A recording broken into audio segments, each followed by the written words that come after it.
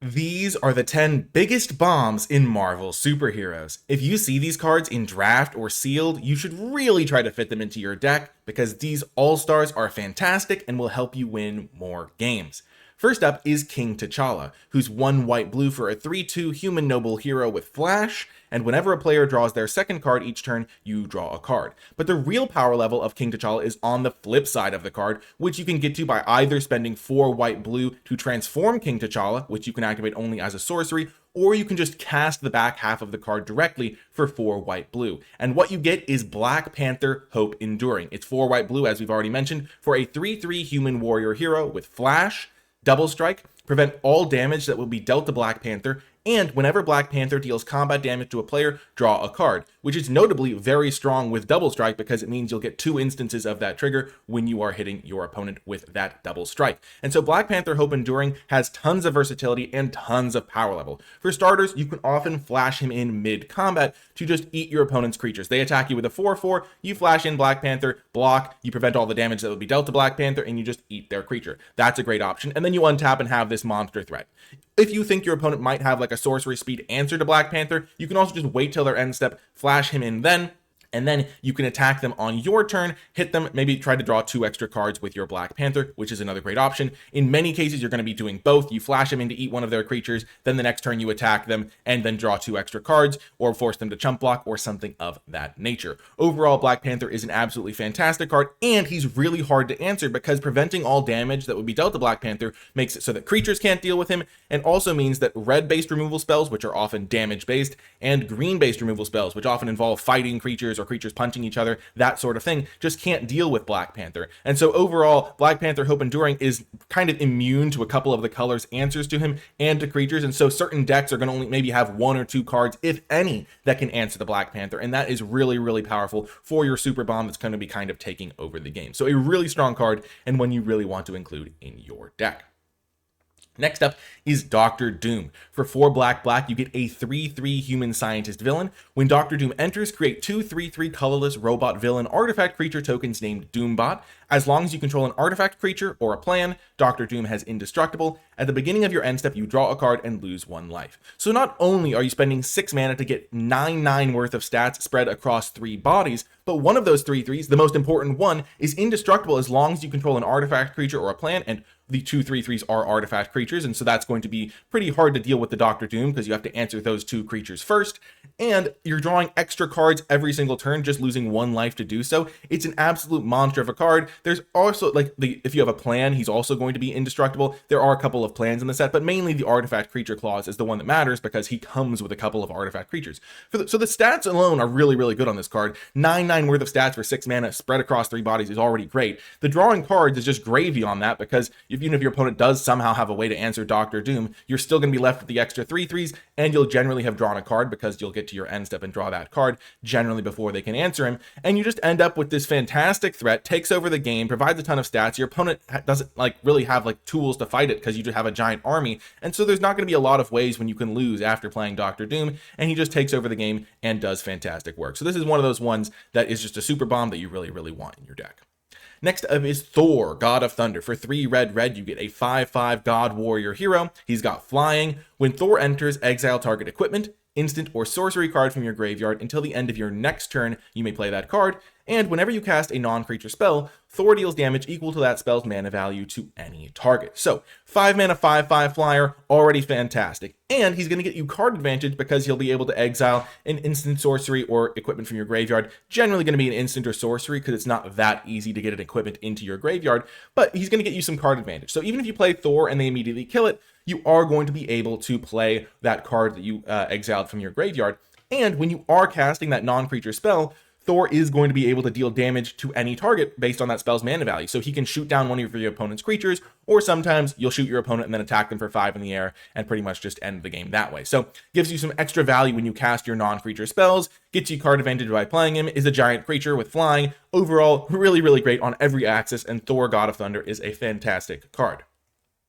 Next up is Leader, Super Genius. For 2 blue, you get a 1/3 Gamma Scientist villain. If a creature you control would connive, instead you draw a card, then that creature connives. And at the beginning of combat on your turn, target creature you control connives. So his stat line is not the most impressive as a 4 mana 1/3, but you play him on your first main phase, then go to combat, you immediately get to connive, and that means that you will draw an extra card and then you connive, which means that you play leader and then you immediately draw 2 and discard 1. Sometimes you're going to be able to put +1/+1 counters onto that creature that's conniving, depending on what you're discarding. But generally speaking, leader super genius is the sort of thing where if your opponent doesn't immediately answer him, he takes over the game in a hurry, because not only is he drawing you 2 and discarding 1 every single turn by himself, but also, if you have any other cards that have connive, he's also going to be drawing you extra cards then. And so he kind of just demands an answer. And even if your opponent does answer him, he's still almost always going to get that very first move to combat, connive, draw 2, discard 1, which means that even if your opponent answers him, you've still gotten a card back from leader, which is really, really nice. A lot of the cards we see, even if they get answered, have already gotten you some value, and leader is no exception. An absolutely fantastic 4-drop for your blue decks.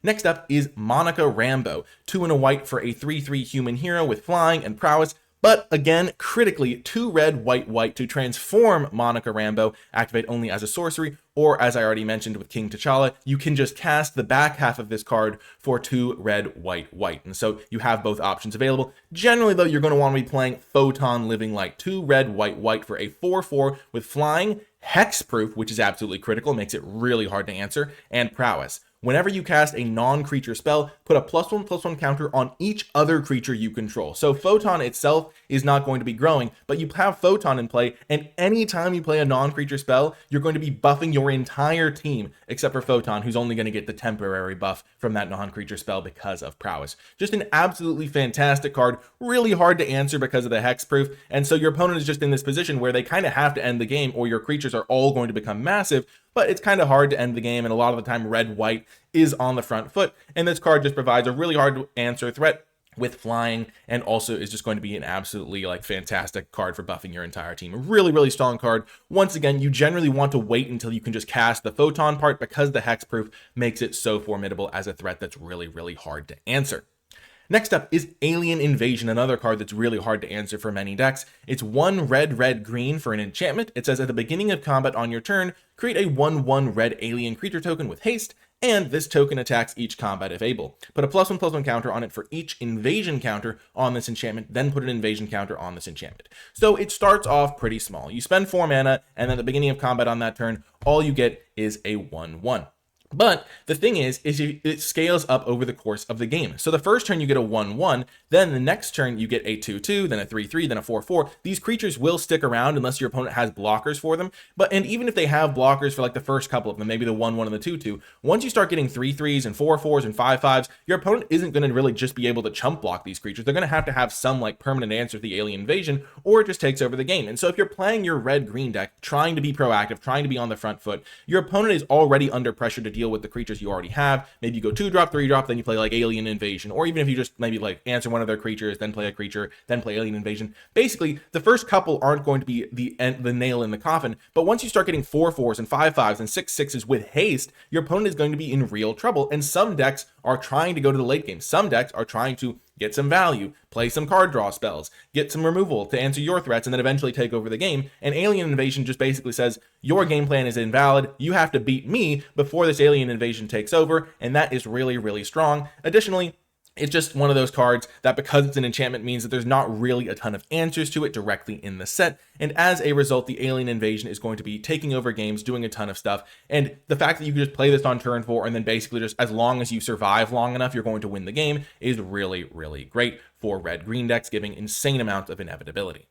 Next up is Captain Marvel, Earth's Protector. For 3 white, you get a 5/4 human Kree hero with flash, flying, lifelink, and power up, which is 5 white to put a +1/+1 counter and an indestructible counter on Captain Marvel. Activate each power up ability only once, reduce the cost by her mana cost if she entered this turn. So basically, you can spend 5 mana for a 5/4 flash, flying, lifelink, or you can spend 5 mana and then 2 more mana if you have 7 mana available right away to immediately give it that +1/+1 counter and indestructible counter. So a lot of the times with Captain Marvel, what you're going to do is you're going to flash it in during combat on your opponent's turn, eat one of their creatures, gain a ton of life, and then untap and hit them for 5 in the air. That's going to be a pretty common play pattern. Or if you can afford to wait until turn 7, or when you have 7 mana in play, or you top deck it once you already have that mana, you can flash it in, give it indestructible, and then block their creatures and have a 6/5 indestructible creature with flying and lifelink. And this card is just really hard to answer with. Again, indestructible is one of those mechanics that's really, really hard to deal with for most decks that are just playing a normal game of Limited. And if you have Captain Marvel, Earth's Protector, then you're also going to be gaining so much life that you can afford to be attacking your opponent with it and just gaining 5 life a turn or 6 life a turn potentially. And if you want to hold it back on defense, you can. The indestructible means it's really hard to get through, but also just attacking them with a giant flyer is going to just end the game in a hurry, because the giant life swing is just almost impossible to race if you have like any other creatures in play. So not only can it save you in positions that almost no other card could, because if your opponent has a swarm of creatures, a giant flying with lifelink and indestructible is going to be really hard for your opponent to attack through, because you gain such life when it blocks and stuff like that. But it's also the sort of thing where it just ends the game in a hurry, and the default mode of just casting this on turn 5 to eat one of their creatures in combat and start gaining huge chunks of life while hitting them in the air is really good as well. Pretty much all ways you can play this card are great, and it's a fantastic one you're going to really want to have in your deck. Next up is the Coming of Galactus. It's 2 black green for a saga. The first mode is destroy up to 1 target non-land permanent. The second chapter and third chapter are each opponent loses 2 life. And the fourth chapter is create Galactus, a legendary 16/16 Black Elder alien creature token with flying, trample, and whenever Galactus attacks, destroy target land. These sorts of sagas where the first mode is just a removal spell and then eventually you just get a game-ending threat are really, really good. This is the sort of card where when you play this on turn 5, you kill one of your opponent's creatures, you can all of a sudden kind of enter survival mode, because it's really hard to deal with a 16/16, similar to a card that can't be dealt damage or things like that. There are some answers to it, like if they have like a bounce spell is a really good answer to the Galactus token, or there's some removal spells that exile or things like that. But dealing 16 damage just makes it so that red and green removal spells basically can't answer the Galactus, and destroying a permanent on the start means that it's going to help you kind of stabilize. Then it's going to deal some damage to your opponent, and then you only need to get like 1 hit in with the 16/16 because you've already made your opponent lose 4 life. And so it does take a little bit of time for you to get to the 16/16 chapter of the card, but because you've destroyed something, because you know this is coming, you can start playing more defensively, and then once you have that giant creature, you like end the game in 1 attack pretty much. And so Coming of Galactus gives you a removal spell and a late game win condition all in one, and is a really good card as a result. Next up is the Vision. For 4 mana, it's a 2/5 robot hero with flying and vigilance, and whenever you cast a non-creature spell, choose one that hasn't been chosen this turn. Solar Beam, the Vision gains double strike until end of turn. Density Control, the Vision gains indestructible until end of turn. Or Technopathy, draw a card. That's a really key part of this. The thing that makes the Vision so good is he's colorless, so you can take him in your first pack, or if you're playing a draft, or really, and if you're playing sealed, you just open him. You know that he's going to be able to make it into your deck and be a great card for you if you have him, because he's colorless, and which is a really big deal for draft, especially. That flexibility is really good. And the fact that you play him on turn 4 potentially, or you could even wait and play him alongside another spell to immediately get the trigger. Oftentimes you're going to want to go for Technopathy first to draw a card, so that even if they kill Vision, you've still gotten that card back out of the deal. And then he can kind of just take over the game if he does stick around. You play him, 5 toughness is no joke. It's kind of hard to deal with that early in the game, especially for some decks. And you end up in this scenario where you have the Vision in play, and then every time you cast a non-creature spell, you can potentially protect Vision by giving him indestructible, or you can draw a card. You can trigger this on both your turn and your opponent's turn. So if you have a bunch of instants in your deck and you have Vision, let's say you play like an instant sorcerer in your turn, you play trigger Technopathy, draw a card. Then on your opponent's turn, it's just one that hasn't been chosen this turn, and that includes your opponent's turn. So you play an instant, draw another card, or you just hold up that instant so that if your opponent has a removal spell, you can either give indestructible to the Vision or draw a card if they don't end up having a removal spell. And so that kind of makes him really hard to interact with, really hard to deal with, kind of takes over the game. And flying and vigilance means he's always chipping in for damage, and eventually you can give him double strike to chip in for more damage. That's the mode that's probably going to be chosen the least, because you want to be using indestructible to keep him alive, Technopathy to draw extra cards, and keep finding non-creature spells to cast. It does mean that you do want to have some non-creature spells in your deck, but there's plenty of good ones to include in this format, and the Vision is going to be the sort of payoff that's like, okay, these more medium non-creature spells are ones that I maybe want to play because I have the Vision, and he can absolutely take over the game thanks to those non-creature spells, and his stat line's pretty good, and he's colorless, as I already mentioned. So just a fantastic card.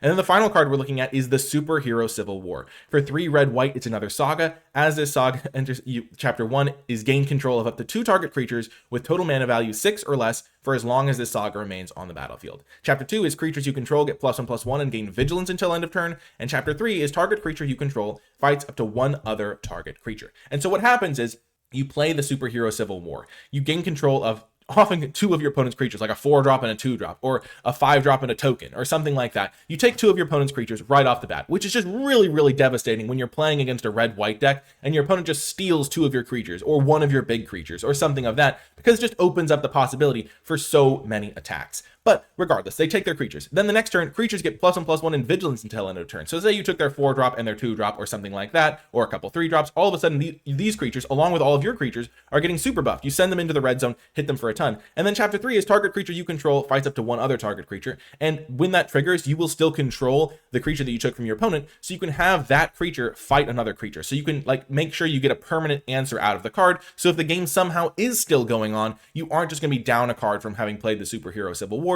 You'll generally be able to find a way to have that creature fight one of your opponent's creatures, and then either both creatures die, like let's say you've taken like a 4/2 from your opponent and they have a 3/3 in play, you can have those fight and then you just get rid of both creatures, or you can like have a thing where like maybe you took a 5/5 and their next best creature's a 3/3 and you just like have those things fight. And what's kind of neat about that as well is if you're using the fighting with the card that you took, the damage is still going to be on it until the end of the turn. So let's say you took a 5/5 from them or something like that, and you have it fight one of their creatures, you can still oftentimes attack into it because it'll have like 3 damage marked on it, so your 2/2s can still attack into it or something of that nature. It's really just the sort of card that just wins games that no other card could.